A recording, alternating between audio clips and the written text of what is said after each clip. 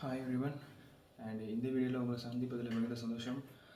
So இன்றைக்கி இந்த வீடியோட டாபிக் என்ன அப்படின்னு பார்த்தீங்கன்னா, நிறைய பேர் கேட்குற கொஷின்ஸு, எனக்கு ஏன் இந்த கெட்டது நடக்குது, எனக்கு ஏன் லைஃப்பில் இந்த ஒரு கெட்ட விஷயம் எனக்கு நடக்குது அப்படின்னு.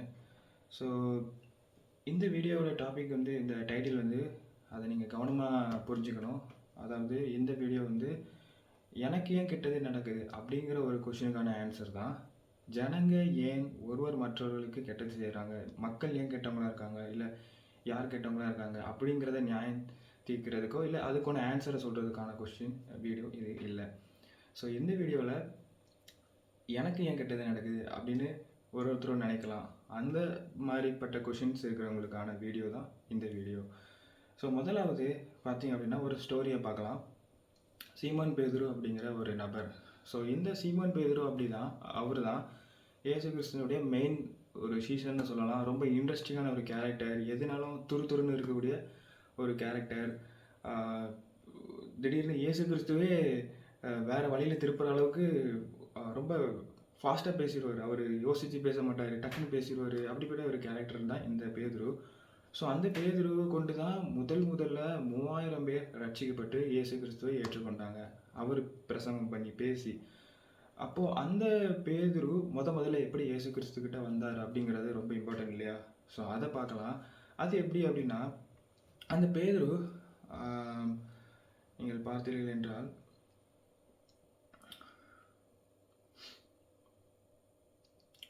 அவனுடைய போட்டுக்கு முன்னாடி நீங்கள் லூக்கா 5ஆம் அதிகாரத்தில் பார்த்தீங்க அப்படின்னா, அவங்க வந்து முழுவதும் மீன் பிடிக்க போய் அவர் வந்து நல்ல எக்ஸ்பர்ட்டான மீனவராக இருக்கிறாரு.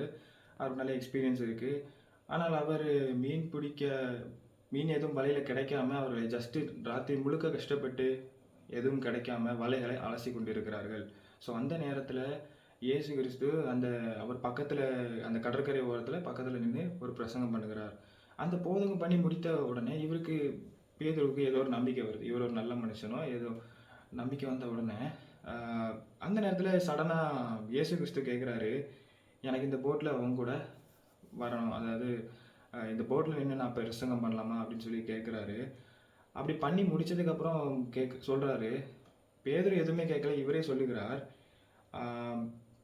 ஆழத்தில் தள்ளி கொண்டு போய் மீன் பிடிக்கும்படி உங்கள் வலைகளை போடுங்கள் என்றார்.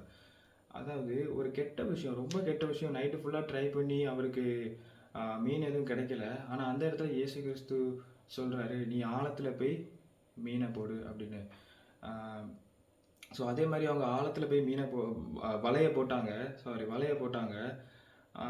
அவர் சொல்கிறார், உம்முடைய வார்த்தையின்படி நான் செய்கிறேன், ஆனால் நைட்டு ஃபுல்லாக நான் ட்ரை பண்ணி எனக்கு மீன் கிடைக்கல அப்படின்னு சொல்கிறாரு. சொல்லிக்கிட்டு வலையை போடுறாரு.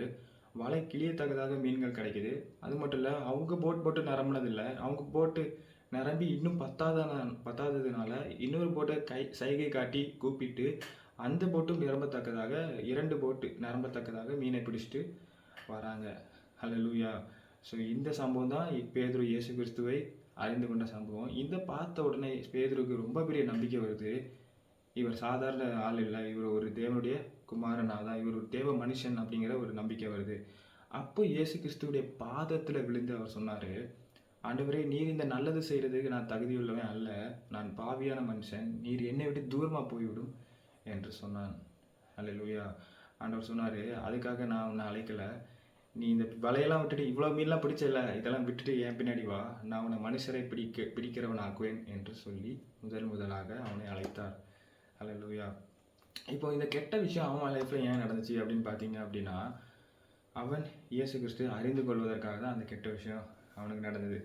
அல்லேலூயா.